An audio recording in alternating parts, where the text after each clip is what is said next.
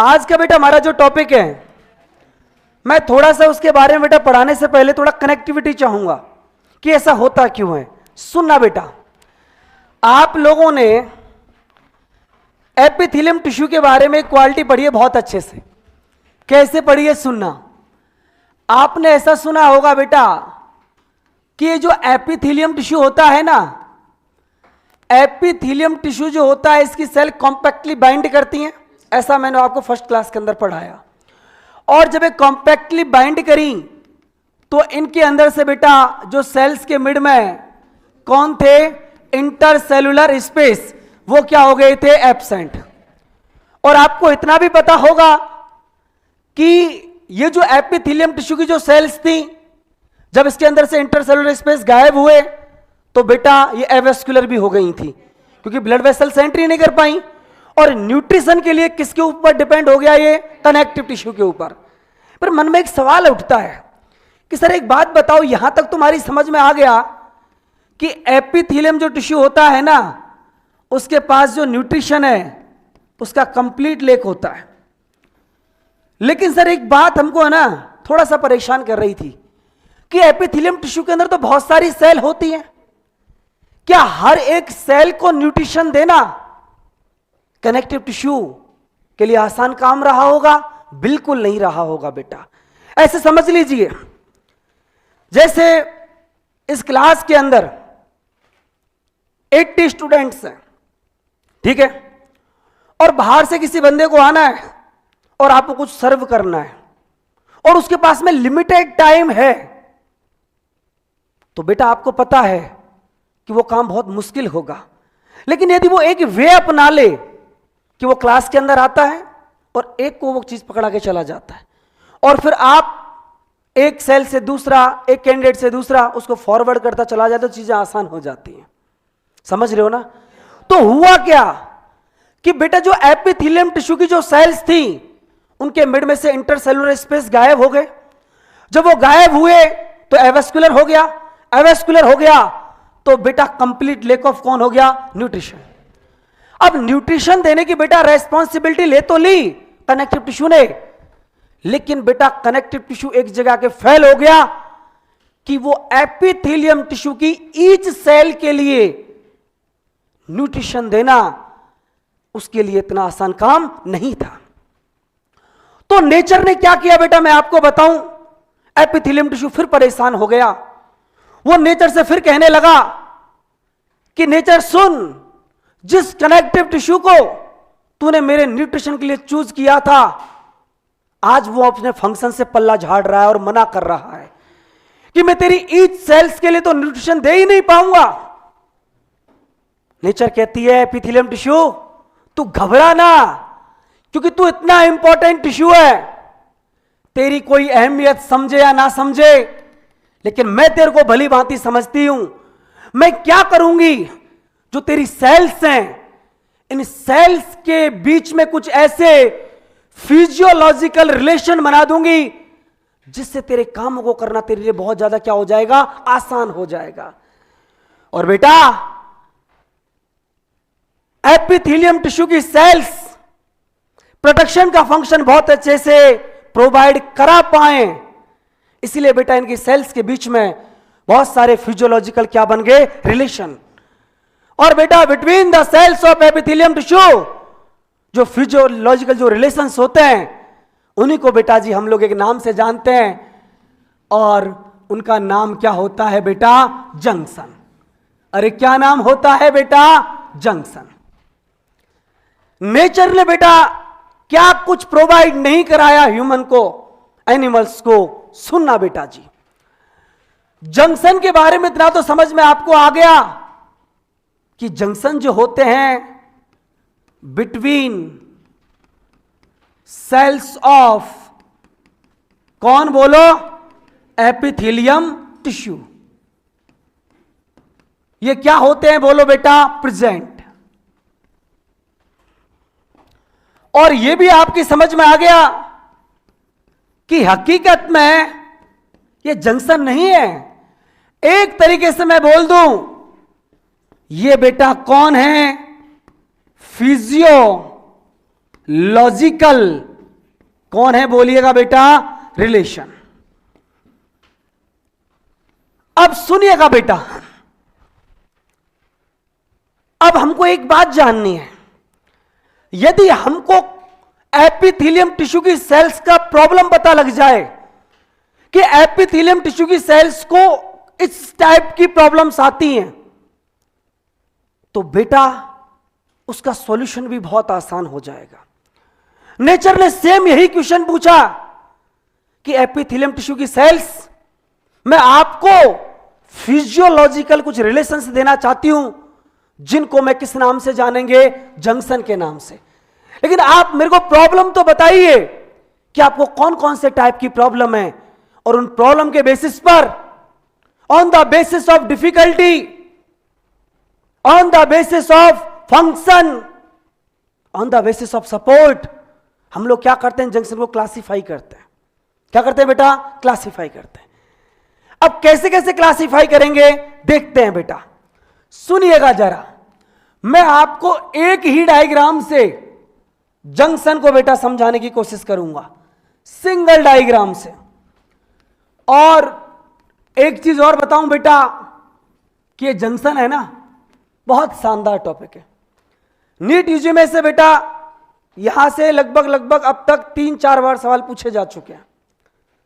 तो आप पूरी बेटा खोपड़ी यहां रखना, आपको इतना मजा आएगा जंक्शन पढ़ने में, और आप मुझे खुद बता दोगे कि कौन सा जंक्शन कौन से टिश्यू में प्रेजेंट होगा। होगा तो एपिथेलियम में ही, बट कहां कहां प्रेजेंट होगा। जैसी डिफिकल्टी वैसा उसका सॉल्यूशन। सुनना बेटा क्या कुछ हुआ, मैं आपको बताना चाहूंगा। एक चीज बेटा, जो मैं आपको डायग्राम बनाऊं ना, आप उन्हीं, बहुत बार आप पता है क्या देखोगे कि आपको बहुत डिफरेंट डायग्राम बहुत सारी जगह मिल जाएंगे। और लेकिन मैं एक चीज कह दूं आपसे, जो मैंने इस बोर्ड पे लिख दिया ना बेटा, वो बायोलॉजी का अखंड सत्य है। सो प्लीज एक्सेप्ट, ठीक है ना? सुनना बेटा जी, मैं जंक्शन को ड्रॉ कर रहा हूं। मान लीजिए ये मैंने बेटा एक सेल बना दी, और ये जो सेल है ना बेटा, मैं इसका नाम भी रख देता हूं। मान लीजिए बेटा ये कोई सेल है जिसका नाम क्या है? ए।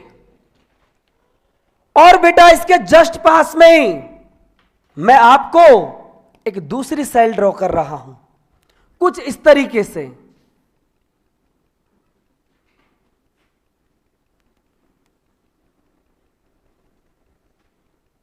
लेकिन बेटा ये जो सेल है ना, इस सेल का नाम है, मान लीजिए ये सेल कौन सी है? बी।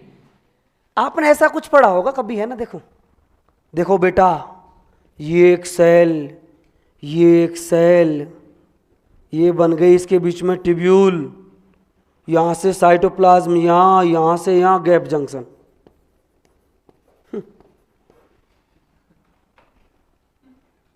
ये गैप जंक्शन है। 4 दिन से चिल्ला चिल्ला के एक ही बात कह रहे हैं, intercellular space are absent between the cells of epithelium tissue. ये क्या है?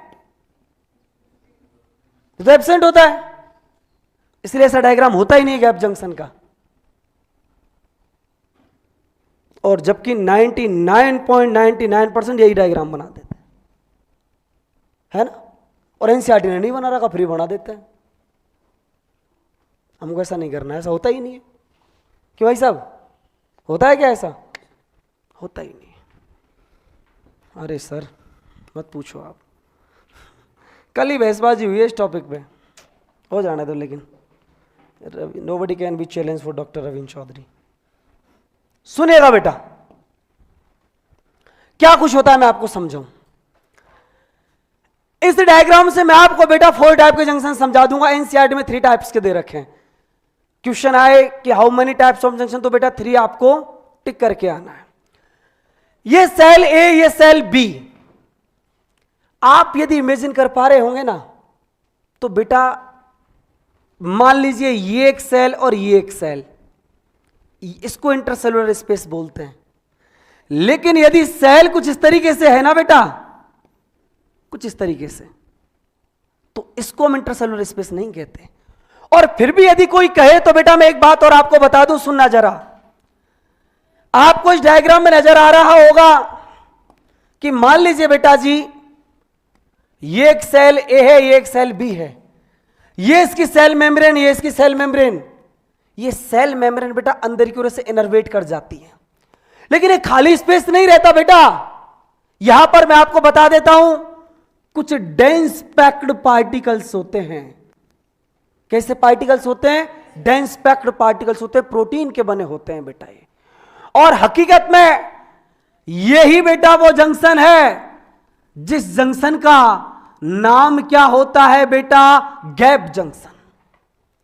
हकीकत में नाम से ऐसा लगता है गैप जंक्शन की गैप होगा, बट मैं एक चीज क्लियरली कह दूं बेटा, there is the no gap between two sales.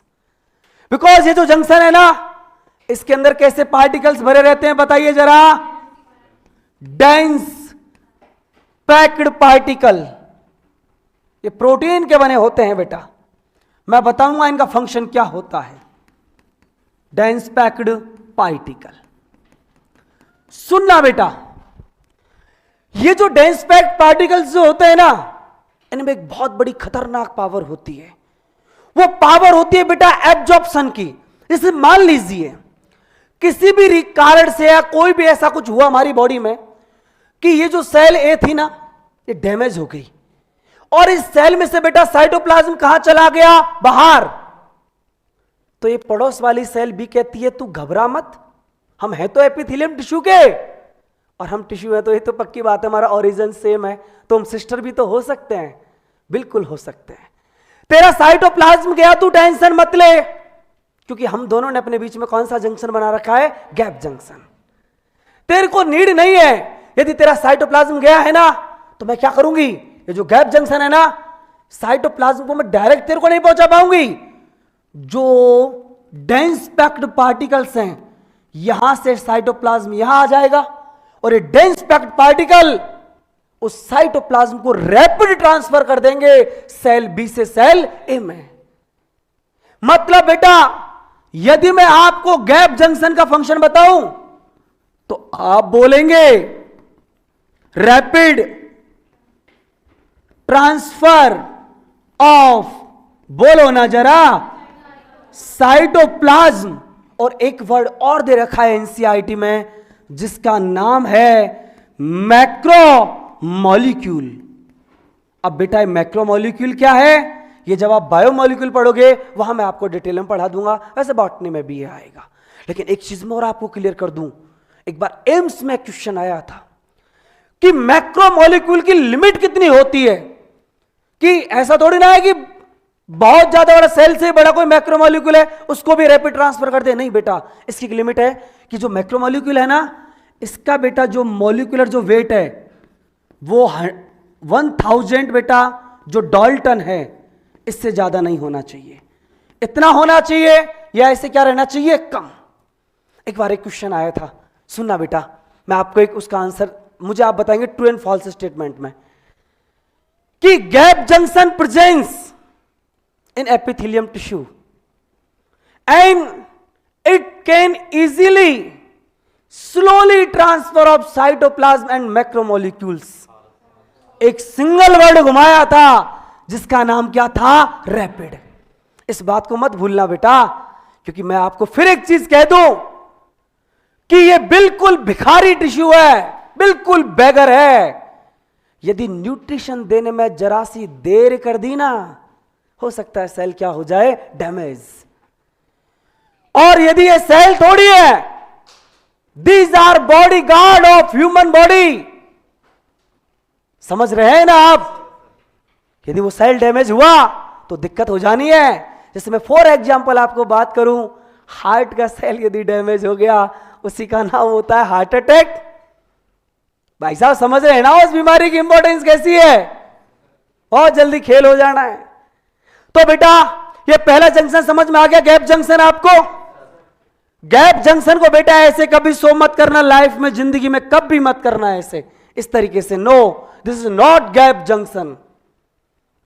ये तो शो कर रहा है कि इंटरसेलुलर स्पेस प्रेजेंट है, जबकि ये तो होते ही नहीं है। तो बताओ पहले गैप जंक्शन में कोई प्रॉब्लम किसी को? अरे कोई परेशानी किसी को?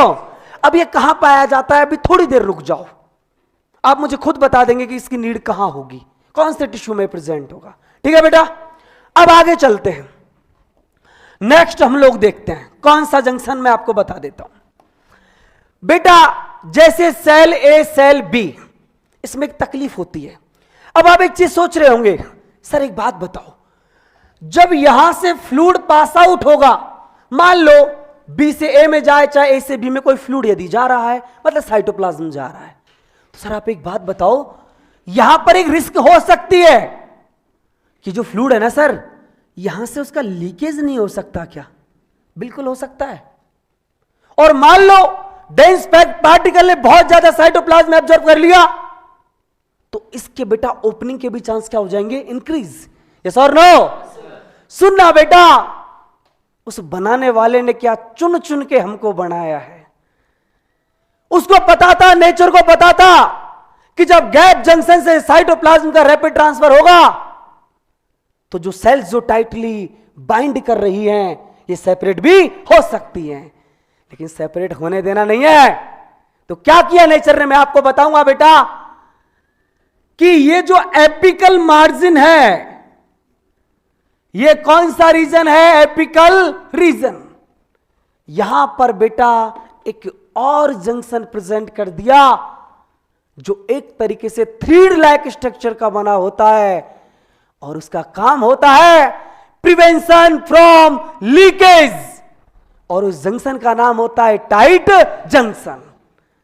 गैप जंक्शन की बेटा during the function of gap junction की बेटा वर्किंग के टाइम ऐसे चांस होते हैं कि यहां से क्या हो सकता था? लीकेज, लेकिन नहीं होने दिया, बिकॉज बेटा एक नए जंक्शन का फॉर्मेशन कर दिया, जिस जंक्शन का नाम क्या है? बोलिएगा, अरे बोलो ना बेटा, टाइट जंक्शन।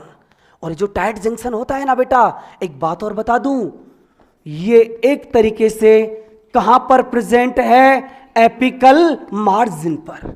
जो किनारे होते हैं ना बेटा, यहां पर प्रेजेंट होता है। और टाइट जंक्शन का फंक्शन भी आपको पता है, प्रिवेंशन फ्रॉम, अरे बोलो ना, लीकेज। समझ में आया कि नहीं आया? अरे बताओ बेटे, यहां तक कोई दिक्कत है? तो देखो अभी तक हमने दो जंक्शन पढ़े हैं। एक जंक्शन हमने कौन सा पढ़ा है? गैप। और एक जंक्शन कौन सा पढ़ा है? Tight junction. Gap junction cell के मिड में प्रेजेंट होता है, यस और नो? और डेंस पैक्ड पार्टिकल से फिल्ड रहता है। उसका फंक्शन क्या? Rapid transfer of cytoplasm and macromolecules. Tight junction apical margin पे मिलता है, प्रिवेंशन फ्रॉम लीकेज। एक और सुनना, एक जंक्शन और प्रेजेंट है बेटा अकॉर्डिंग टू एनसीईआरटी। वो कौन सा है मैं आपको बताना चाहूंगा कि बेटा सुनिएगा इधर, ये जो सेल है, इस सेल के बेटा अंदर की साइड, इनर साइड हो रहा है बेटा, ये काम है ना। ये सेल बी, इसके भी इनर साइड एक राउंड या बटन शेप स्ट्रक्चर होती है, और इस बटन शेप स्ट्रक्चर से बेटा इस तरीके से फिलामेंट्स निकले रहते हैं। कौन निकले रहते हैं? फिलामेंट्स।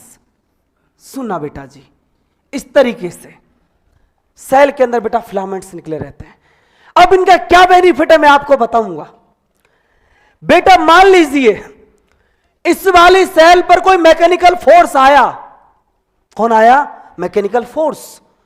तो बेटा ये जो जंक्शन बताया मैंने, भी इसका नाम आपको नहीं बता रहा हूं, लेकिन होता क्या है कि ये जो फिलामेंट्स होते हैं, ये बेटा इस प्रेशर को अपनी आगे वाली सेल में ट्रांसफर करते हैं, इससे और आगे चला जाता है। और आपको पता है बेटा कि जब डिस्टेंस बढ़ती चली जाएगी तो जो फोर्स की जो वैल्यू है वो क्या हो जाएगी? कम, और जो सेल है वो डैमेज होने से बच जाएगी। मान लीजिए बेटा ये जो सेल है, इसमें सेल के पास यदि इस बेटा फोर्स को, इस मैकेनिकल फोर्स को ट्रांसफर करने का कोई जरिया नहीं होता तो शायद ये डैमेज हो जाती। मान लीजिए दीवार है, ये बिल्कुल एकदम मजबूत है, और किसी बच्चे को मुझे यहां फेंकना है।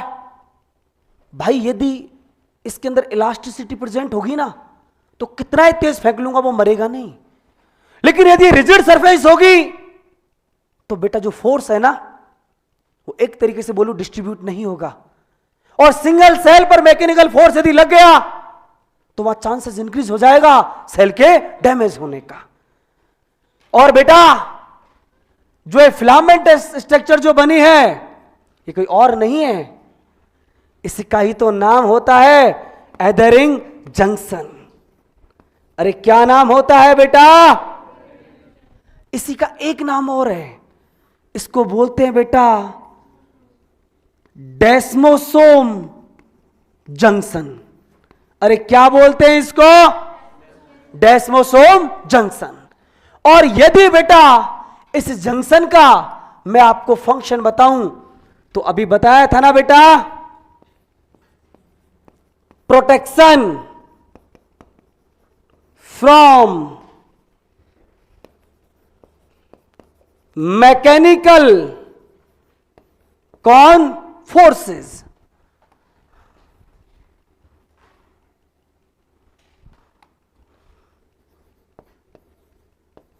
बताओ किसी को कोई दिक्कत? ये कौन सा टाइप हो गया? थर्ड टाइप हो गया। फिर सुन लो बेटा, अब मैं यहां पर एक चीज और मेंशन कर देता हूं बेटा, अकॉर्डिंग टू एनसीईआरटी है ना, अकॉर्डिंग टू एनसीईआरटी कितना टाइप है बोलो बेटा? 3 टाइप्स। आगे बात समझ में? यदि नंबरिंग पूछी जाए तो मैं भी आपको 2 क्वेश्चन कराऊंगा। एक तो how many types of junction, 3 बेटा, और यदि एक जंक्शन और अभी उसको बताऊंगा इंटरडिजिटेशन, क्या नाम है उसका? यदि बेटा वो यदि ऑप्शन में आ जाए और पूछा जाए कि इनमें से कौन कौन सा जंक्शन प्रेजेंट है तो इंटरडिजिटेशन को इग्नोर मत करना। आगे बात समझ में? तो छाप लो बेटा पहले इतना, आप लोग सारे बच्चे जल्दी जल्दी नोट करिएगा।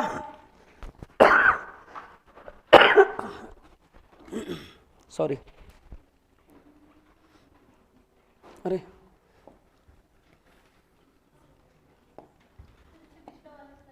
क्या जी? अच्छा अच्छा, अभी कर दूंगा, रुक जाओ।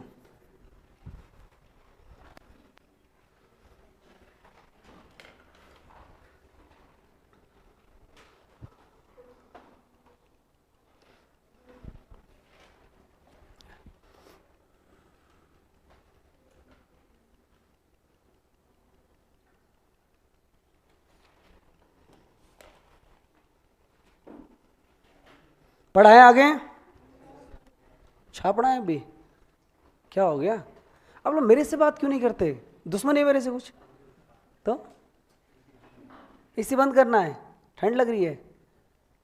हैं? मेरा जैकेट रखा है बाहर, बोले आप पहन लेना बेटा जैकेट। अब मुझे नहीं पता कहाँ से बंद होगी, आ जाओ कर दे कहीं से, तेरे को बताओ तो। ओके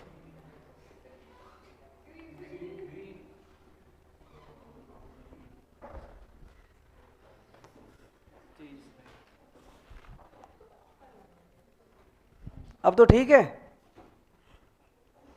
वैसे ना बेटा मुझे तेरे अंदर थोड़ी तकलीफ लगती है।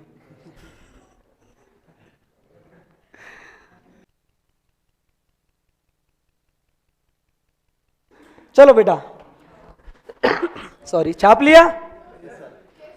यहां तक कोई दिक्कत तो नहीं? आपने छापा कहाँ है? अच्छा लिखा है क्या? फिर ठीक है, चले आगे। सुनिएगा बेटा, तो कितने टाइप का जंक्शन बेटा मैंने बता दिया आपको? 3 टाइप का जंक्शन। एक और देख लेते हैं, उसको बेटा मैं कोई नाम मतलब नंबरिंग नहीं दूंगा, ओनली बेटा मैं उसको नाम दूंगा। क्या सुनना जरा, क्या कुछ होता है और ऐसा क्यों होता है बेटा, उसका भी मैं आपको रीजन बता दूंगा। होता क्या है, मान लीजिए बेटा ये मैंने कोई सेल बना दिया, सेल के अंदर क्या होता है, मान लीजिए अगेन बेटा मैं नाम दूंगा ये कोई सेल ए है, और इधर बेटा मैं अगेन एक नाम दूंगा, मान लीजिएगा ये कोई सेल कौन है, बी। और बेटा सेल ए और सेल बी, इन दोनों के बीच में बेटा मैं यहां पर लिख दूं तो फिंगर लाइक प्रोजेक्शन बन गया है। क्या बन गया है बेटा? प्रोजेक्शन। अब ऐसा क्यों बनता है बेटा? सुनना जरा, एक सेकंड सुनिएगा गौर से। जैसे मान लीजिए ये फिंगर है, ठीक है। मान लो बेटा बोथ साइड से प्रेशर बिल्डअप हुआ तो ऐसे इनर्वेट कर जाएंगी। प्रेशर को रिमूव किया, फोर्स को रिमूव किया तो अपने एक्चुअल पोजीशन में आ जाएंगी। और इस क्वालिटी को आप जानते हैं क्या बोलते हैं? स्ट्रेचेबिलिटी। क्या बोलते हैं? स्ट्रेचेबिलिटी। आगे बात समझ में? लेकिन बेटा ये जो जंक्शन हो रहा है, फिंगर लैग प्रोजेक्शन से एक फायदा हो गया, एक क्वालिटी आ जाएगी। कौन सी? स्ट्रेचेबिलिटी की क्वालिटी। हाँ जी, कौन सा क्वालिटी आ जाएगा बेटा? स्ट्रेचेबिलिटी का। और ये जो जंक्शन होता है ना, इसका बेटा मैं नाम आपको बता दूं, इसका नाम होता है इंटर डिजिटेशन। क्या बोलोगे इसको आप? जंक्शन। इंटर का मतलब क्या होता है? डिजिटेशन। फिंगर्स को डिजिटी तो बोलते हैं, तो बेटा इसका नाम क्या हो गया? बोलो, इंटर डिजिटेशन जंक्शन। इतना और छाप लो, फिर मैं आपको बताऊंगा बेटा कि कौन सा जंक्शन कहां प्रेजेंट होता है। ठीक है ना?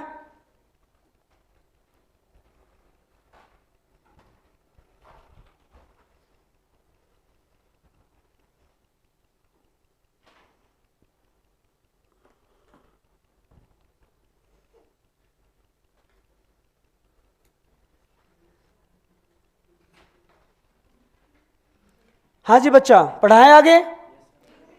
हाँ, कोई 1 मिनट नहीं, 1.5 मिनट रुकेंगे।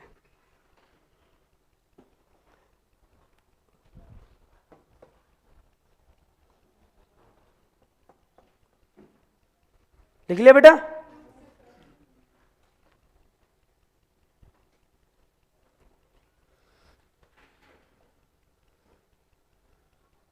सुनो बेटा आप इधर, यदि बेटा मैं 4 टाइप के जंक्शन की बात करूं, इनका एग्जाम्पल क्या क्या है, कौन कौन से टिश्यू में कौन कौन सा जंक्शन प्रेजेंट है, आप मुझे खुद बता देंगे। बस मुझे थोड़ा रिलेट करना है। पहले मैं नाम लिख लेता हूं बेटा। एक जंक्शन का नाम लिख लिया गैप जंक्शन,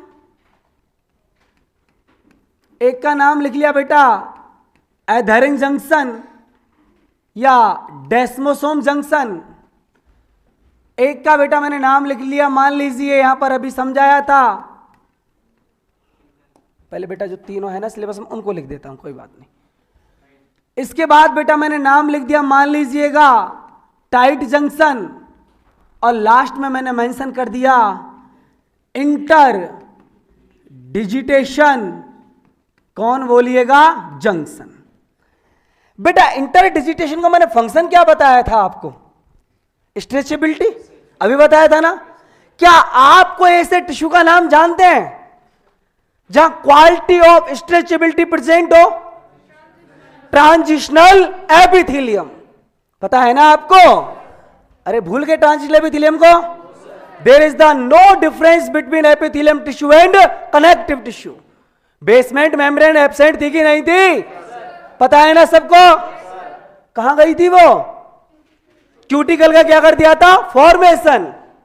तभी तो वाटर के इम्परमेबल हुआ था। एग्जाम्पल पता है? Renal pelvis, ureter, urinary bladder, urethra. Urethra किसका? केवल मेल का। चलो पढ़ाई कर रहे हैं। सुनिए बेटा, इंटर डिजिटेशन बेटा जंक्शन की यदि मैं बात करूं तो कौन से टिश्यू में आ गया? बोलो, transitional epithelium tissue.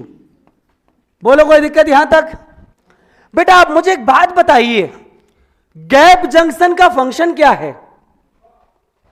Rapid transfer of cytoplasm and macromolecule. आप मुझे एक बात बताइए, साइटोप्लाज्म के रैपिड ट्रांसफर की नीड कब पड़ेगी? जब सेल डैमेज होने लगेगी तब। यस और नो? आपने बेटा एपिथेलियम टिश्यू के बहुत सारे एग्जांपल पढ़े। ऐसा कौन सा एपिथेलियम टिश्यू है या ऐसा कौन से ऑर्गन का एपिथेलियम टिश्यू है जिसके डैमेज होने के चांसेस सबसे ज्यादा होते हैं? स्किन। यस और no? Chemical force, mechanical force, pathogens. Yes और नो? तो बेटा गैप जंक्शन कहां प्रेजेंट होगा? स्किन में। कोई दिक्कत किसी को? कोई परेशानी किसी को? सर परेशानी तो होती नहीं है। चलो बेटा, अगला बात करते हैं एडरिंग जंक्शन का। एक बात सोचिएगा, एडरिंग जंक्शन का काम क्या है? प्रोटेक्शन फ्रॉम मैकेनिकल फोर्सेस, मतलब एक तरह से प्रोटेक्शन दे रहा है। अच्छा, प्रोटेक्शन का फंक्शन किसका होता है मेनली? एपिथेलियम का तो होता है, लेकिन टू टाइप का होता है एपिथेलियम, एक सिंपल और एक कंपाउंड। कंपाउंड में भी कौन पल्ला झाड़ लिया? ट्रांजिशनल। रह कौन गया? स्ट्रेटिफाइड। वही होता है। मतलब एडरिंग बेटा जो जंक्शन है ये कहां प्रेजेंट होता है? बोलना जरा। Very good, stratified. एक ही बात है, कुछ भी बोल दो। एपिथेलियम टिश्यू, कोई दिक्कत किसी को? एक बात और, टाइट जंक्शन का फंक्शन क्या था? Prevention from leakage.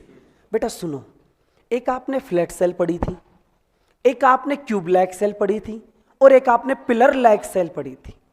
बेटा आप मुझे एक बात बताइए कि लीकेज के चांस कब होते हैं? जब सेल के बीच में क्या हो जाए? Space.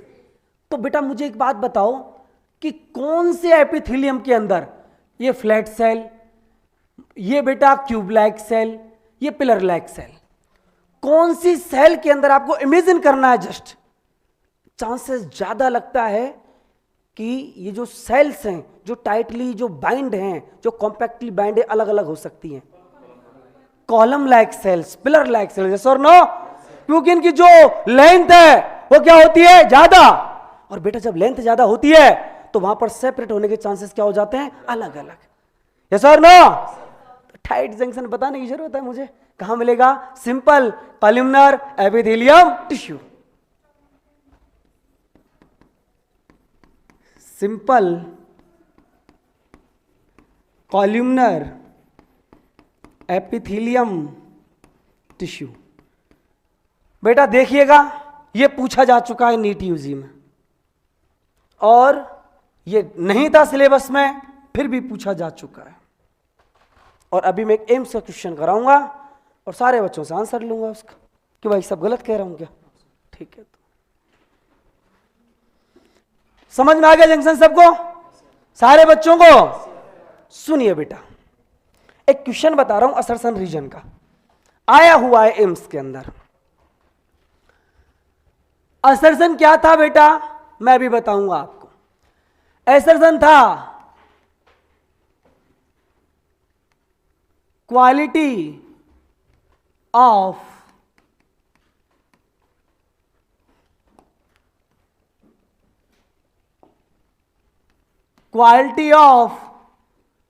Stretchability present in transitional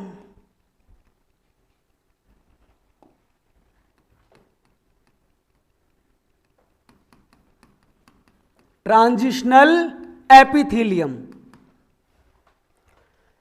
जो बेटा नीचे रीजन दिया हुआ था वो क्या था मैं आपको बताऊंगा। रीजन आया था बेटा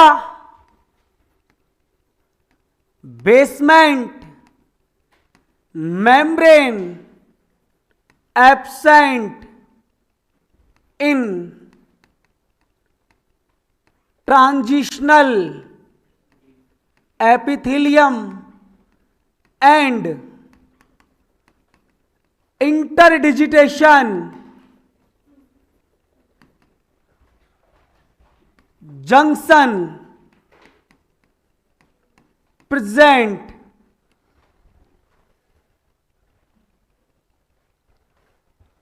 इसका ऑप्शन था A, B, C and D. कौन सा करेक्ट है भाई साहब? ए, क्योंकि स्टेटमेंट सही है और रीजन भी सही है। और बेटा यहां बेसमेंट मेम्ब्रेन नहीं है और इंटरडिजिटेशन जंक्शन प्रेजेंट है, तो किसका क्वालिटी हो रहा है? स्ट्रेचेबिलिटी का। कोई दिक्कत किसी को? छाप लो जल्दी। ऐसे आया था बेटा ये वर्ड इंटरडिजिटेशन। लिखा नहीं है आपने ये? बेटा क्वेश्चन देखो, मैं अभी ज़्यादा नोट नहीं कराऊंगा, जब ये चैप्टर खत्म हो जाएगा ना तो मैं 50-60 क्वेश्चन लिखाऊंगा आप। एक मेरे खुद के है ना, वो डीपीपी वगैरह तो खैर आप कर लेना, वो तो आंख बंद करके भी करोगे ना तब भी सॉल्व हो जाएंगे, वो परेशान मत होना। थोड़ा बेटा हम लेट जरूर हो गए, और उसके लिए मैं आपसे थोड़ा सा कोऑपरेशन चाहूँगा कि इसी संडे को नहीं, जब कभी आपको थोड़ा लगे कि हम आ सकते हैं संडे को, तो बेटा 1-2 संडे को ना 6-6 घंटे की क्लास लेनी है। आपको थोड़ा ब्रेक दे दूंगा बीच में। अरे तो मैं भी तो पढ़ाऊँगा ना आपके साथ, आप तो फिर भी तो बैठे रहते हैं, मेरे को तो फिर भी खड़ा रहना पड़ता है ना। 2 संडे को 6 आवर का क्लास ले लेना खाली जूलॉजी का, फिर अपन बैलेंसिंग में आ जाएंगे, जो प्लानर चल रहा है ना टेस्ट के अकॉर्डिंग, उसके अकॉर्डिंग आ जाएंगे, ठीक है ना। अरे मैं पढ़ा दूंगा, मेरी टेंशन मत करो आप, मैंने तो पढ़ाया है 8 घंटे 10 घंटे पढ़ाया है। अरे तुम लोग पढ़ा दोगे, एक दिन ऐसा आ जाएगा देखना, मजाक नहीं कर रहा, लिटरली बेटा। एक दिन मॉर्निंग में 8 o'clock शुरू करूंगा जूलॉजी को, और 2 o'clock पे एंड कर दूंगा, कंप्लीट जूलॉजी रिवीजन कोर्स होने। अरे बेटा क्या, तो एक बार पढ़ रहे हो, अभी तो कितनी बार टिश्यू पढ़ोगे पता नहीं साल में, ऐसा नहीं, ये तो उंगलियों पर जाएगी सब्जेक्ट। जूलॉजी की साइड से टेंशन फ्री रहो बेटा आप लोग, बस और सब्जेक्टों में थोड़ा सा और एफर्ट्स लगाओ, यदि नीड है तो, और यदि बढ़िया है तो कोई दिक्कत ही नहीं है, ठीक है। बट जूलॉजी की साइड ज़्यादा मत सोचना आप अब लोग की, परेशान रहो, टेंशन लेने की जरूरत नहीं है, सब बढ़िया कर दूंगा बेटा। कोई दिक्कत किसी को? जल्दी नोट करिएगा।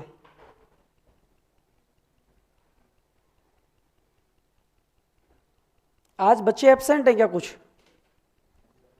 क्यों एब्सेंट हैं? क्या रीजन है उनके एब्सेंट होने का? मिलने गए कहीं तो घर? पता नहीं, मैं एक चीज जरूर है पता है कि कुछ बच्चा यहाँ का पता है इतना एक्टिव है, बहुत ज़्यादा, इतना ज़्यादा कि बस पूछो मत। और कुछ एक बच्चा समटाइम ऐसा है कि जैसे होता है ना कि एकदम मोह माया से दूर, कि हाँ मतलब बस पूछो मत, कि जैसे आप कुछ भी बोलोगे ना उनको तो अरे सर कुछ ना, क्या है डॉक्टर बन के कौन सा हम समझ रहे हो ना बेटा, एकदम ऐसा, मतलब वो बात ही ऐसी करते हैं जैसे कोई बहुत बुजुर्ग लोग हो, बड़ा ओल्ड एज पर्सन, उनका एक्सपीरियंस बड़ा अलग ही रहता है, खतरनाक।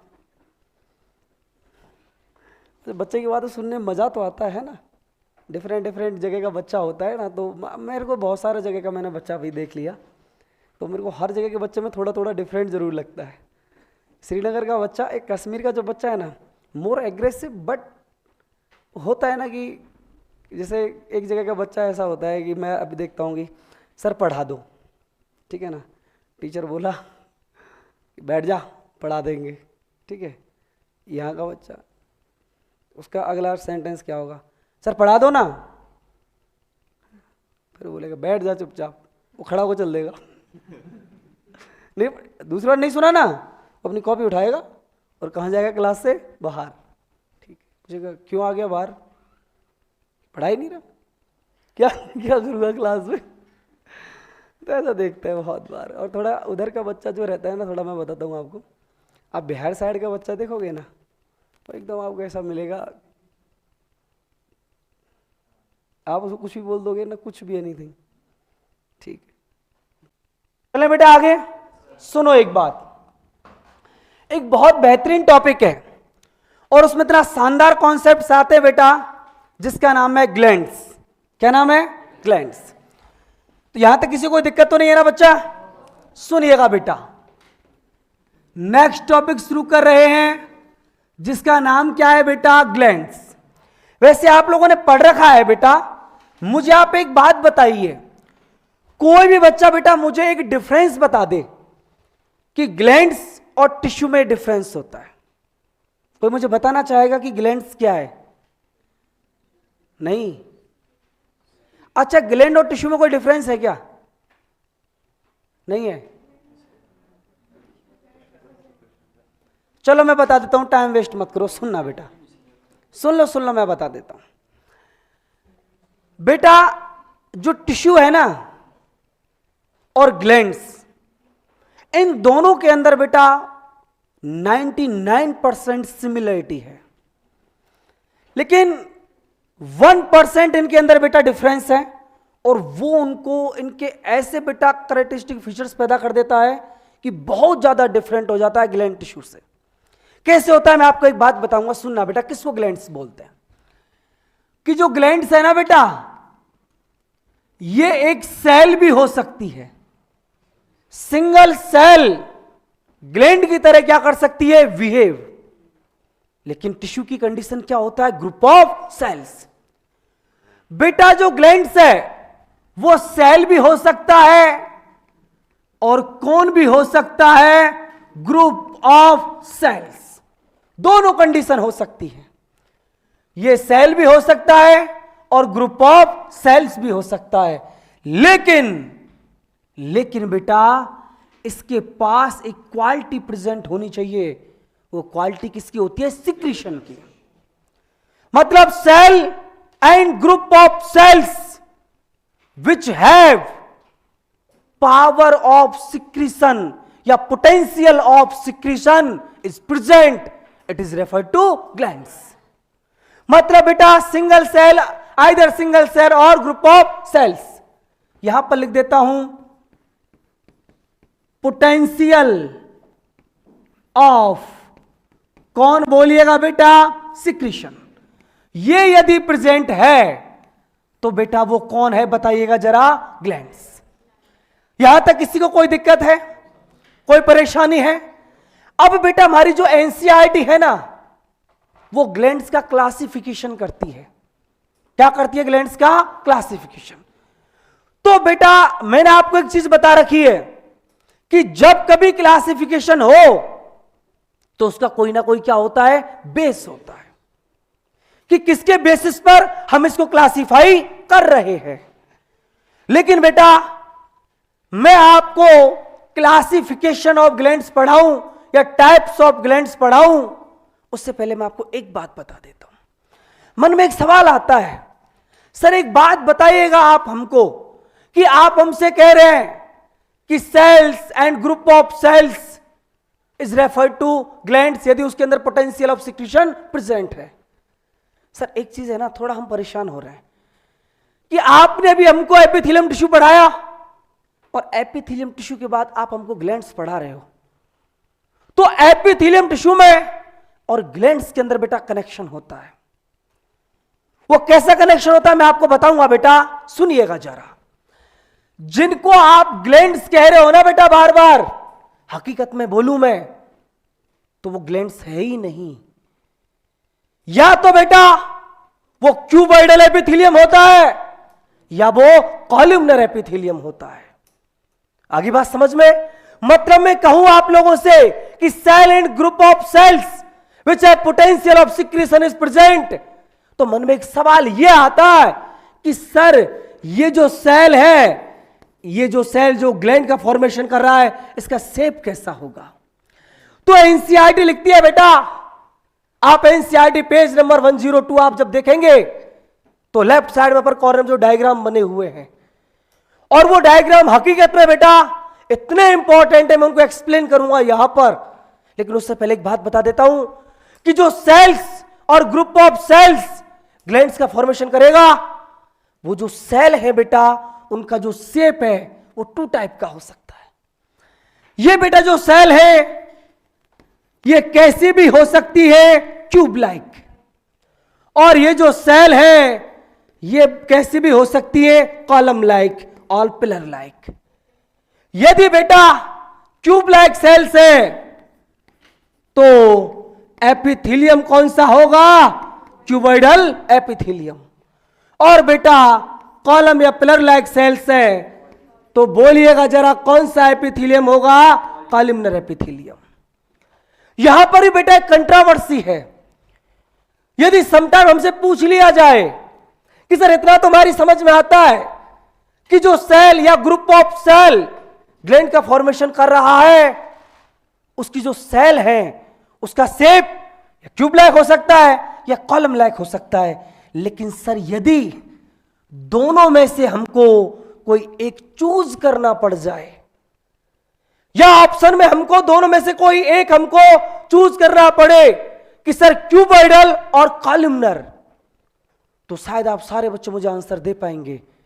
याद करो, जब मैं सिंपल क्यूबॉइडल एपिथेलियम टिश्यू पढ़ाया था तो ग्लैंड्स का मैंने डायग्राम बनाया था और मैं बोला था बेटा मोस्टली जो ग्लैंड्स होती है उनका जो सिक्रेटरी जो पार्ट होता है, जहां से क्या होता है सिक्रीशन, वो कौन होता है? Simple cuboidal epithelium tissue. Simple और स्ट्रेटिफाइड को छोड़ो, क्यूबॉइडल तो होता है ना, तो वही आपको पॉइंट याद रखना है। यदि दोनों में से कोई चूज करना पड़े तो बेटा फर्स्ट प्रायोरिटी किसको देंगे? क्यूबॉइडल एपिथेलियम को, और बेटा सेकंड प्रायोरिटी किसको देंगे? कॉलमनर एपिथेलियम को। समझ में गए होंगे? ये मैंने जो मार्क किया है इससे 3 लगाए हैं ना, राइट टिक, मतलब ऐसा क्या होता है ज्यादा, ये हमको चूज करना है, ठीक है ना? समझ गए कि नहीं समझे? यहां तक कोई दिक्कत हो तो बताओ, नहीं है? अब सुनना बेटा, मैं क्लासिफिकेशन शुरू कर रहा हूं ग्लैंड्स का, और सबसे पहले बेटा मैं बेस बनाऊंगा, उसका नाम है ऑन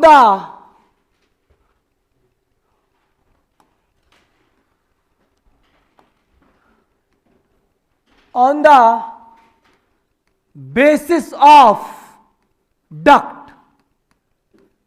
सुनना बेटा, यहां से आप बहुत बेहतरीन क्वेश्चन सीखोगे। On the basis of duct इसका मतलब क्या है? एनसीईआरटी लिखती है बेटा, सुनना जरा, पूरा दिमाग यहां रखना आप लोग। मान लीजिए हम ग्लैंड्स का क्लासिफिकेशन कर रहे हैं ना, तो ग्लैंड्स जो है बेटा वो आइदर सेल हो सकता है और ग्रुप ऑफ सेल्स भी हो सकता है। अब on the basis of duct glands कैसा कैसा हो सकता है मैं अभी आपको समझाऊंगा। मान लो बेटा ये मैंने कोई एक तरीके से मान लीजिएगा एक कोई ग्लैंड बना दी। कौन है बेटा? ये ग्लैंड। और बेटा इस जगह पर मान लीजिए मैंने कोई टारगेट क्या बना दिया? ऑर्गन। क्या बना दिया बोलो बेटा? Target organ. टारगेट ऑर्गन मतलब जहां पर इसके सिक्रीशन को पहुंचाना है, ठीक है? सुनिएगा बेटा, क्या कुछ कंडीशंस हो सकती हैं। एक कंडीशन ये हो सकती है कि इस ग्लैंड से कोई सिक्रीशन निकल रहा है और वो जो सिक्रीशन है ना वाया डक्ट, वो सिक्रीशन ग्लैंड से कहां जा रहा है? टारगेट ऑर्गन तक। एनसीईआरटी कहती है कि ऐसी जो ग्लैंड्स होती है जो अपने सिक्रीशन को वाया डक्ट ग्लैंड्स को कहां ट्रांसफर करती है? Target organ. ऐसी ग्लैंड को हम नाम देते हैं जिनको बोलते हैं बेटा कौन सी ग्लैंड? अरे बोलिएगा जरा, एक्सोक्राइन ग्लैंड। फिर एनसीईआरटी आगे क्या लिखती है सुनना, कि एक्सोक्राइन ग्लैंड्स जो होती है ना, इन ग्लैंड से मोस्टली सिक्रीशन तो हो रहा है, और सिक्रीशन होता है किसका? एंजाइम्स का। किसका बेटा? एंजाइम का। समझ में आ गया इतना? सुनना बेटा, एनसीईआरटी के अगेंस्ट सुनना। एनसीईआरटी कहती है समटाइम ऐसी ग्लैंड होती है जहां से सिक्रीशन निकल रहा है और वो सिक्रीशन वाया डक्ट कहां पहुंच रहा है? टारगेट ऑर्गन को। और ऐसी ग्लैंड को क्या नाम देते हैं? एक्सोक्राइन। समझ में आ गया? अगली क्या कहानी है बेटा? अगला कुछ स्टोरी ऐसा है कि सेम ग्लैंड यहां से सिक्रीशन निकल रहा है, लेकिन बेटा उस सिक्रीशन को टारगेट ऑर्गन तक पहुंचाने के लिए कोई स्पेसिफिक डक्ट नहीं है। मतलब ये जो ग्लैंड है ये बेटा मैं कह दूं वाया ब्लड और वाया लिम्फ अपना जो सिक्रीशन है उसको कहां तक पहुंचा रही है? टारगेट ऑर्गन तक। मतलब वाया ब्लड या वाया लिम्फ पहुंचा रही है, तो मैं ये लिख दूं कि ये जो ग्लैंड है ये कैसी है? डक्टलेस। और एनसीईआरटी लिखती है कि ऐसी ग्लैंड्स को हम लोग एक नाम देते हैं और इन ग्लैंड को हम लोग कहते हैं, कौन सी ग्लैंड बोलिएगा जरा? Endocrine gland. और एंडोक्राइन ग्लैंड्स जो होती हैं बेटा, इनसे मेनली जिसका सिक्रीशन होता है उसका नाम होता है बेटा हार्मोन। अरे क्या नाम होता है बेटा? हार्मोन। समझ में आ गया इतना? फिर सुन लो एक बार कि on the basis of duct, एक ग्लैंड ऐसी है जहां डक्ट प्रेजेंट है, बोले तो एक्सोक्राइन ग्लैंड, और एक ग्लैंड ऐसी है जो डक्टलेस है, बोले तो एंडोक्राइन ग्लैंड्स। और एनसीईआरटी लिखती है कि एक्सोक्राइन ग्लैंड से मेनली फॉर्मेशन किसका होता है? एंजाइम का। और एंडोक्राइन ग्लैंड से मैक्सिमम किसका फॉर्मेशन होता है? हार्मोन का। लेकिन एनसीईआरटी एक बात और लिख के छोड़ देती है, वो क्या है? सुनना, कुछ ग्लैंड्स ऐसी भी होती हैं जिनसे किसका फॉर्मेशन भी होता है? हार्मोन का, और प्लस किसका फॉर्मेशन भी होता है? एंजाइम का। किसका बेटा? एंजाइम का। और ऐसी बेटा जो ग्लैंड्स होती हैं, ऐसी ग्लैंड को एनसीईआरटी नाम देती है मिक्स्ड ग्लैंड। कौन सी ग्लैंड? अरे बोलो ना, मिक्स ग्लैंड। और इसके एनसीईआरटी एक एग्जाम्पल लिखती है जिसका नाम होता है पैंक्रियाज। और आपने पढ़ा भी होगा, आइसोलेट्स ऑफ लैंगरहैंस मिलते हैं, alpha beta gamma cell, yes और नो, जहां से ग्लूकागॉन इंसुलिन हार्मोन रिलीज होता है। और आपने पढ़ा होगा पैंक्रियाज में एसिनाई होते हैं जहां से पैंक्रियाटिक जूस भी रिलीज होता है, जिसमें कौन होते हैं? एंजाइम। लेकिन बेटा इसका एक और बेहतरीन एग्जाम्पल है जो आपके 12th क्लास के एक चैप्टर में आएगा, जिनका नाम होता है बेटा गोनेड्स। क्या नाम होता है बेटा? गोनेड्स। इतना आपकी समझ में आ गया? आ गया समझ में? अब सुनना बेटा, हम लोग कुछ ऐसे मिसकॉन्सेप्ट्स पढ़ लेते हैं। अभी मैं आपको एक क्वेश्चन देता हूं, ठीक है? एम्स का एक क्वेश्चन दूंगा, उससे पहले मैं आपको एक वर्ड फिर क्लियर कर देता हूं कि ये जो आप क्लासिफिकेशन पढ़ रहे हैं ना, endocrine, exocrine and mixed gland, ये बेटा आप किसके बेसिस पर पढ़ रहे हैं? On the basis of duct.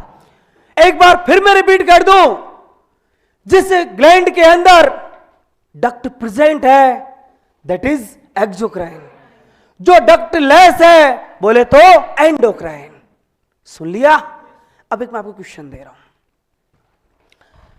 AIIMS का क्वेश्चन है, बहुत बेहतरीन क्वेश्चन, कि endocrine glands called endocrine. Endocrine glands को क्या बोला? एंडोक्राइन। फर्स्ट ऑप्शन, सॉरी, जो रीजन आया था नीचे वो क्या आया था मैं आपको बताऊंगा, कि usually hormones are released by endocrine gland. ये इसका क्या था? रीजन। मुझे आप आंसर बताएंगे, ए होगा, बी होगा, कि सी होगा, कि डी होगा? कितने बच्चे ए के साथ जाना चाहेंगे? कोई नहीं। बी के साथ कितने जाना चाहेंगे कि एंडोक्राइन ग्लैंड को एंडोक्राइन कहा क्योंकि एंडोक्राइन ग्लैंड से, सॉरी, एंडोक्राइन ग्लैंड से हार्मोन रिलीज होता है? कितने बच्चे ए के साथ जाना चाहेंगे? अच्छा, बी के साथ? Correct answer is B, because endocrine gland को हार्मोन के सिक्रीशन के बेसिस पर हमने एंडोक्राइन नहीं बोला। एंडोक्राइन ग्लैंड को एंडोक्राइन इसलिए बोला बिकॉज वो कैसी होती है? डक्टलेस। हमारे माइंड के अंदर एक नेगेटिविटी भर दी जाती है, एंडोक्राइन ग्लैंड, अच्छा वो हार्मोन वाली ना, डक्टलेस। आगे बात समझ में?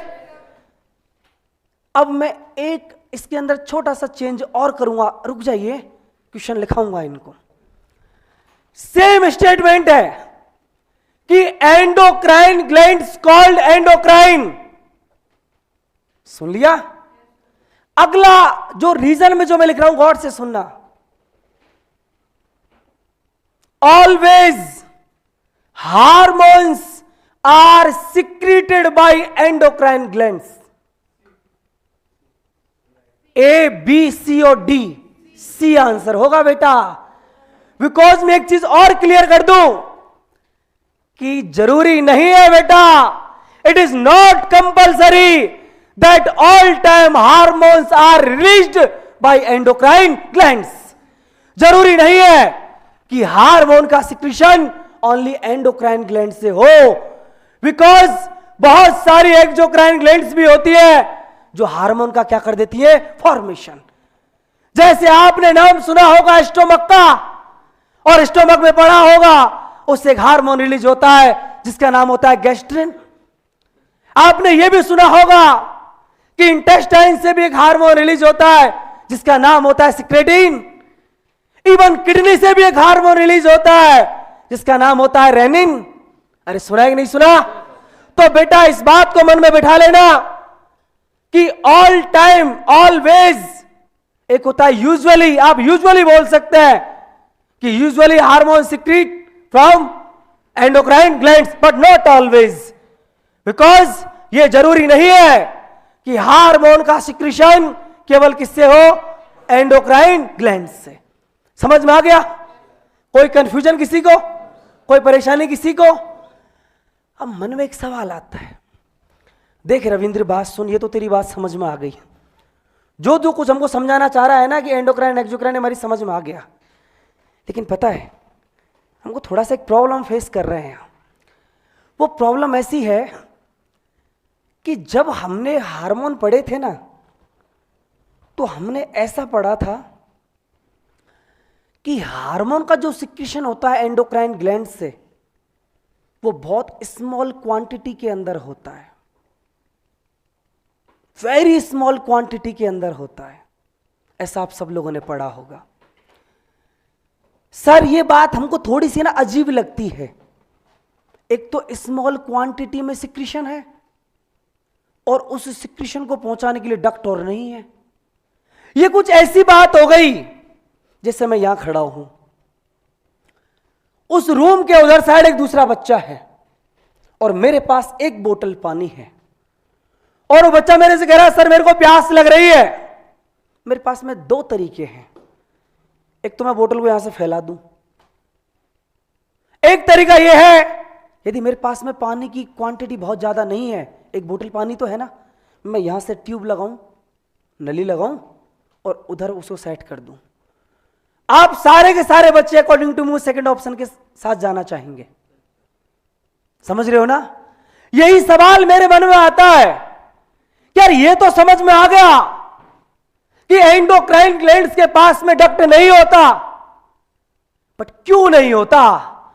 ड्यूरिंग द एवोल्यूशन ऐसा क्या कुछ रहा, ऐसा क्या कुछ हुआ कि एंडोक्राइन ग्लैंड्स में से जो डक्ट था वो डिसअपीयर हो गया, या एंडोक्राइन ग्लैंड्स के अंदर डक्ट का फॉर्मेशन नहीं हुआ? ऐसा क्या हुआ हमारी बॉडी के अंदर, जबकि हमको तो लग रहा है there is the big need of duct. Yes और नो? सुनना बेटा,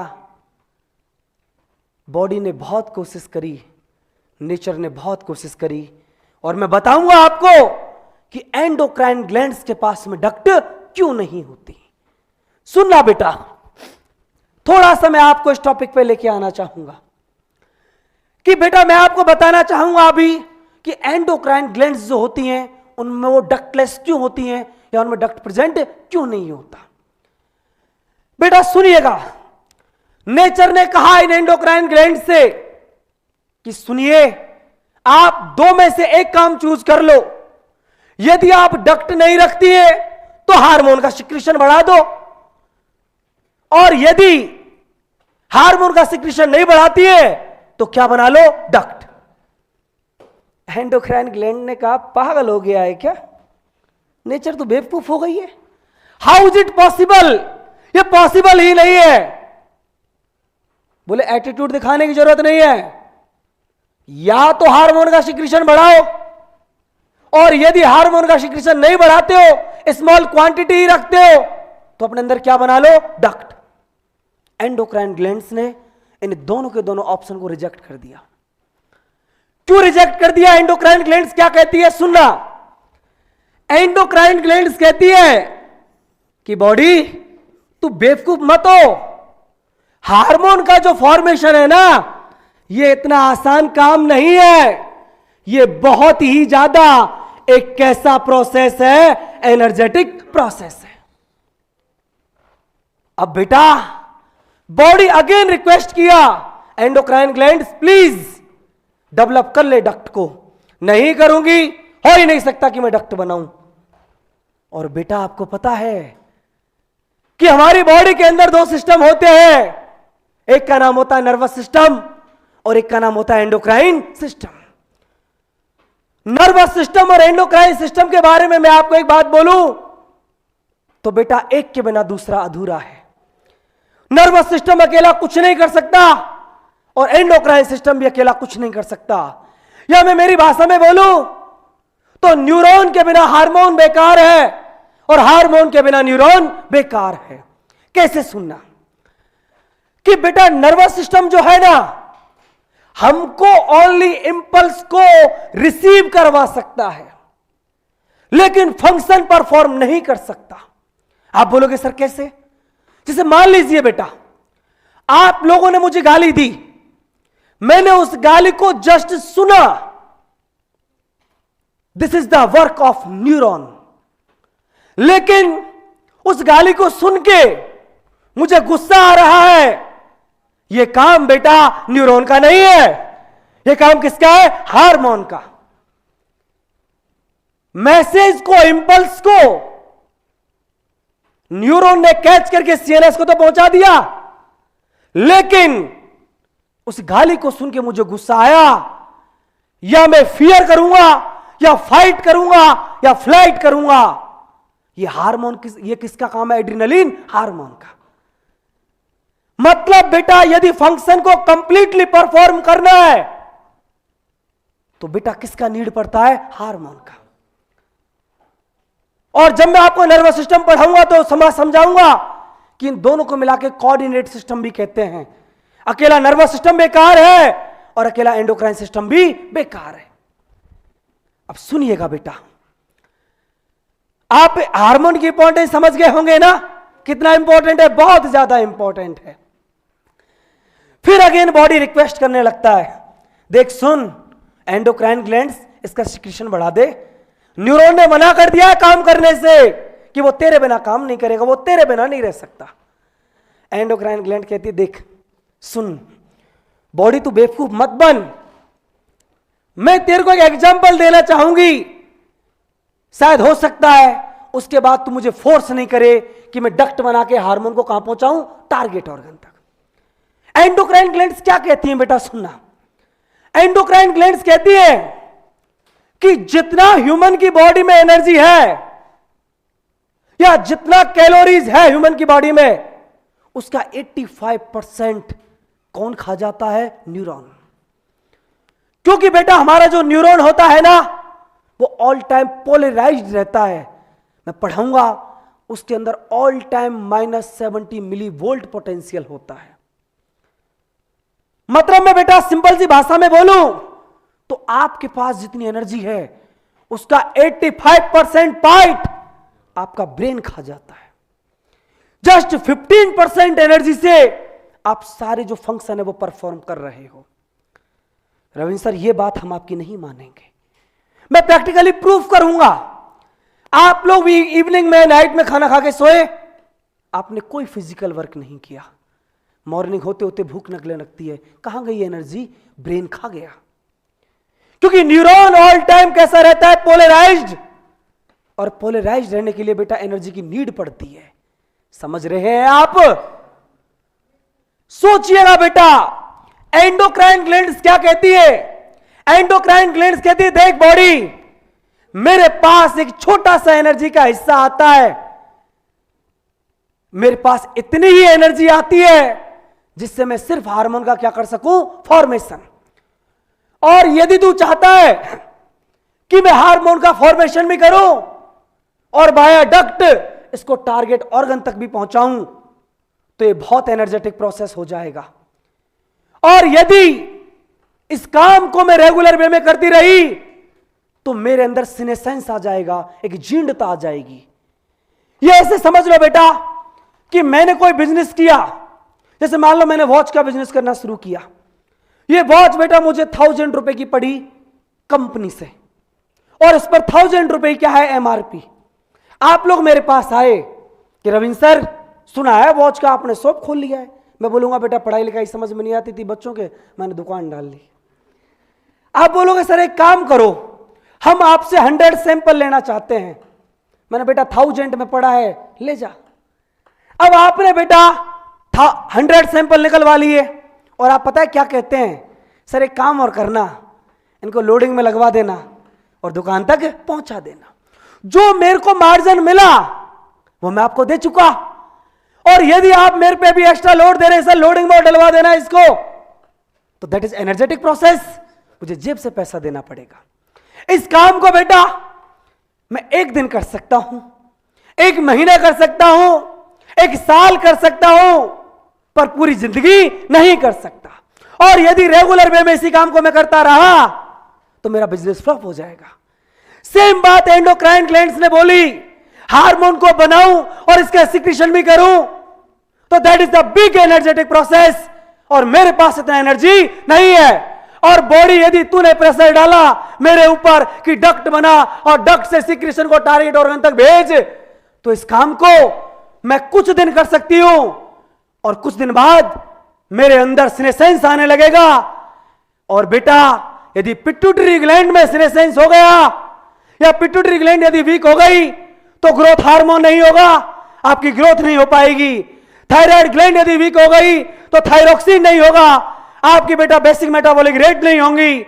एड्रिनल ग्लैंड यदि वीक हो गया तो एड्रिनलिन हार्मोन नहीं होगा और आप एग्रेसिव नहीं हो पाएंगे। टेस्टिस यदि वीक हो गया तो टेस्टोस्टेरोन नहीं होगा, आपके पास में secondary sexual character of male नहीं होगा। यदि ओवेरी वीक हो गया तो बेटा मैं बोलूंगा आप लोगों से कि एस्ट्रोजन नहीं होगा, प्रोजेस्टेरोन नहीं होगा, और secondary sexual character of female भी नहीं होगा।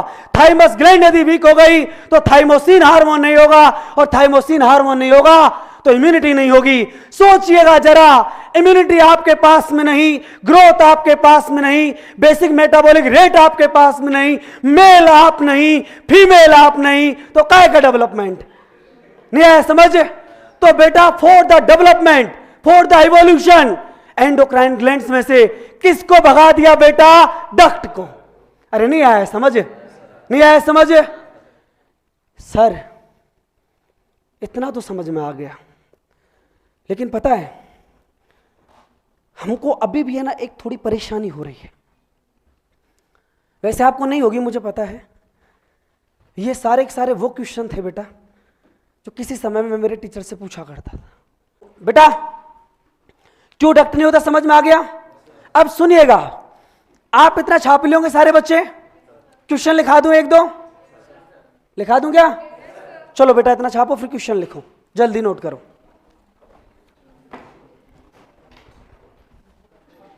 लिख लिया? लिखो बेटा क्वेश्चन, लिखो बेटा question. Endocrine glands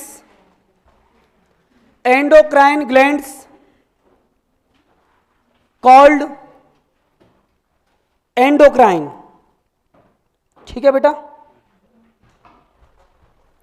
first option लिखिए। मैं ऑप्शन तरीके से लिखा रहा हूं ना बेटा, फर्स्ट ऑप्शन लिखिए।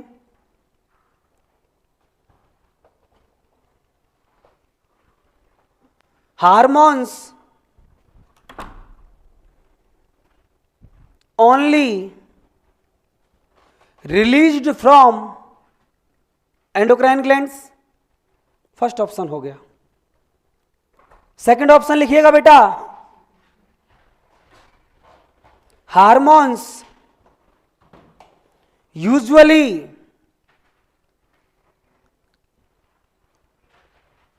Released from endocrine glands. Third option लिखिएगा,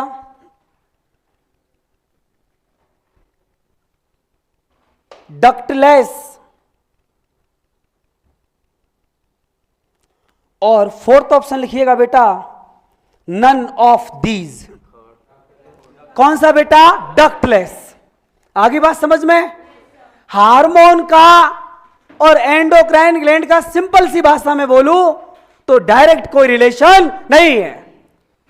जब क्लासिफिकेशन का बेटा मैंने बेस पहले लिख दिया on the basis of duct, जहां डक्ट होगा वो एक्सोक्राइन और जो डक्ट लेस होगा वो एंडोक्राइन। कोई दिक्कत किसी को? कोई परेशानी किसी को? इसका बेटा जो कॉन्सेप्ट है कि मैंने वैसे तो नोट करा दिया है कि हार्मोन का जो फॉर्मेशन होता है वो बहुत ही एनर्जेटिक क्या होता है बेटा? प्रोसेस होता है। आप इसके नीचे जाके बेटा घर जाके नोट कर लेना कि बेटा इसी वजह से जो एंडोक्राइन जो ग्लैंड्स होती हैं वो क्या हो जाती हैं? डक्टलेस। इनके पास में इतना एनर्जी नहीं होता। आपसे कोई पूछे ना कि एंडोक्राइन ग्लैंड्स डक्टलेस क्यों होती हैं, तो बोलना भाई हार्मोन का फॉर्मेशन बहुत क्या एनर्जेटिक प्रोसेस, इनके पास में और इतना एनर्जी नहीं होता कि हार्मोन का फॉर्मेशन करके वाया डक्ट उसको क्या भी कर सके? ट्रांसपोर्ट। आगे बेटा बात समझ में? कोई दिक्कत किसी को? तो बेटा हमने पहला क्लासिफिकेशन पढ़ लिया। इसके दो क्लासिफिकेशन और हैं। एक है बेटा on the basis of cell, number of cell, कि ग्लैंड्स के अंदर बेटा सेल का नंबर कितना है, और एक और है बेटा on the basis of secretion, कि उस ग्लैंड से सिक्रीशन कैसा हो रहा है। तो आई थिंक टाइम हो गया पूरा, है ना? चले बेटा कल डिस्कस करते हैं इसको नेक्स्ट क्लास में। सर बंद कर दिया सर।